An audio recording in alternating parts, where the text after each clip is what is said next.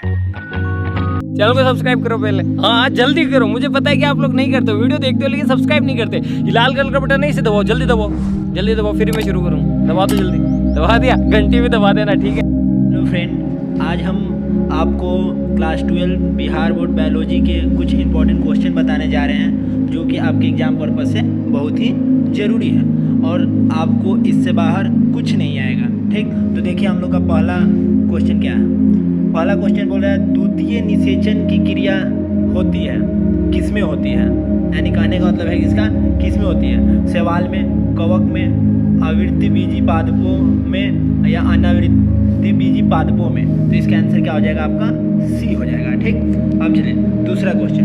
भारतीय भ्रूण विज्ञान के पिता किसे कहते हैं? भारतीय भ्रूण विज्ञान के पिता किसे कहते हैं? तो प्रोफेसर पंचानन माहेश्वरी, याद कर लीजिएगा। ठीक, प्रोफेसर पंचानन माहेश्वरी। ठीक, तीसरा क्वेश्चन है ब्लास्टुला अवस्था में भ्रूण को सर्वप्रथम गर्भाशय से जोड़ने का कार्य निम्न में से कौन सी झिल्ली करती है? बताइए।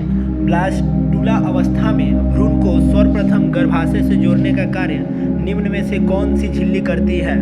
तो इसका आंसर आपका हो जाएगा डी, अब्रा, हाँ, कोरियन। ठीक, अब्रा और कोरियन उसी का नाम है। ठीक, ये देख लीजिएगा।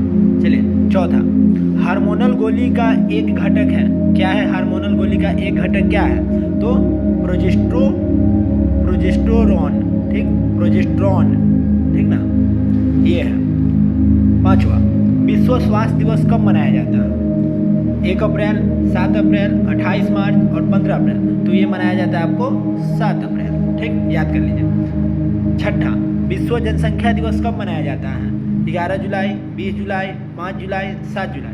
तो इसका आंसर हो जाएगा आपको 11 जुलाई। ठीक, मानव में एबियो रुधिर वर्गों के कितने जीनोटाइप संभव हैं? बताइए, मानव में एबियो रुधिर वर्गों के कितने जीनोटाइप संभव हैं? तो इसका आंसर हो जाएगा आपका 6, याद रखिएगा। इसका आंसर क्या हो जाएगा आपका? 6। ठीक, 8 नंबर, अनुवांशिकी का जनक किसे कहा जाता है? अनुवांशिकी का जनक किसे कहा जाता है? तो इसका आंसर क्या होगा? Gregor John Mendel, Gregor John Mendel.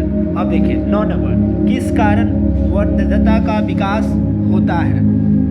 किस कारण वर्णतंत्रता का विकास होता है? तो इसका आंसर हो जाएगा अनुवांशिकी से, अनुवांशिकी से होता है। ठीक, 10 में, आरएनए अणु में थायमीन का विस्थापन होता है। तो इसका ऑप्शन है आपका पहला, साइटोसिन द्वारा, यूरेसिल द्वारा, एडेनिन द्वारा, गाइनिन द्वारा। ठीक, तो इसका आंसर आपका हो जाएगा यूरेसिल द्वारा। ठीक, देखिए, संदेशवाहक आरएनए का निर्माण होता है, किस में होता है? केंद्रक में, राइबोसोमस में, ग्लाजिकाय में, कोशिका द्रव में। तो इसका आंसर हो जाएगा आपका केंद्रक में। चलिए अब 12 नंबर देखिए, हरगोविंद खुराना जाने जाते हैं।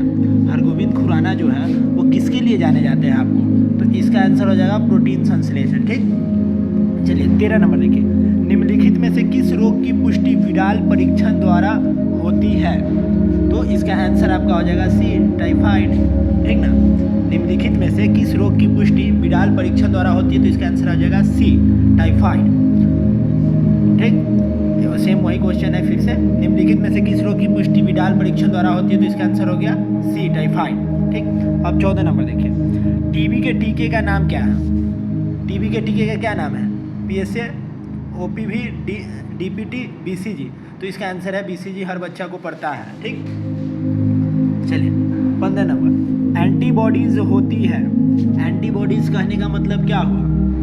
मतलब किससे बनती है एंटीबॉडी? ठीक, प्रोटीन से, खनिज से, लिपिड से, शर्करा से। तो इसका आंसर आपका हो जाएगा सिंपली प्रोटीन से। ठीक, ए। 16 नंबर, एंटी सीरम में होते हैं। एंटी सीरम जो होता है उसमें क्या होता है? एंटी सीरम में एंटीबॉडी होता है, बी। ठीक, 17, कैंसर रोग के कारक को क्या कहते हैं? कैंसर रोग का जो कारक होता है उसको क्या कहते हैं? म्यूटाइंजस इंटरफेरॉन, ट्यूमर कार्सिनोजेंस, तो इसको डी, इसका आंसर हो जाएगा आपको डी, कार्सिनोजेंस। ठीक। 18 नंबर, कौन सा एंजाइम डीएनए खंडों को जोड़ने का काम करता है? ठीक, बताइए। इसका आंसर आपका हो जाएगा लाइगेज। क्या हो जाएगा? लाइगेज हो जाएगा। ठीक। 19 नंबर, मृदा में उपस्थित जल की कुल मात्रा को क्या कहते हैं? तो इसका आंसर हो जाएगा होलार्ड, बी हो जाएगा इसका आंसर। ठीक, इसका आंसर हो जाएगा आपको बी, होलार्ड। अब 20 नंबर देखिए, लाइसेंस में फंगस तंतु पोषण प्राप्त करते हैं।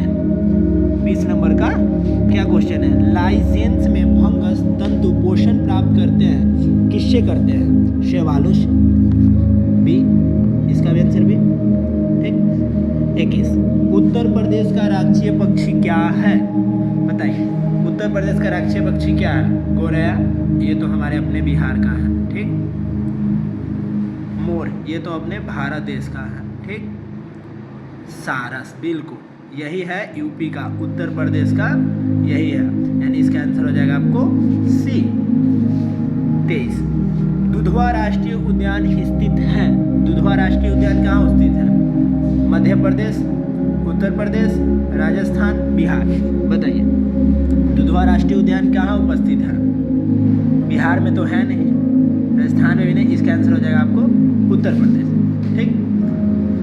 24, भारत में अभयारण्यों की कुल संख्या कितनी है? बहुत इंपॉर्टेंट क्वेश्चन, एकदम स्टार मार्क, आपके जीके के लिए बहुत भी जरूरी है। ठीक, बहुत जरूरी है।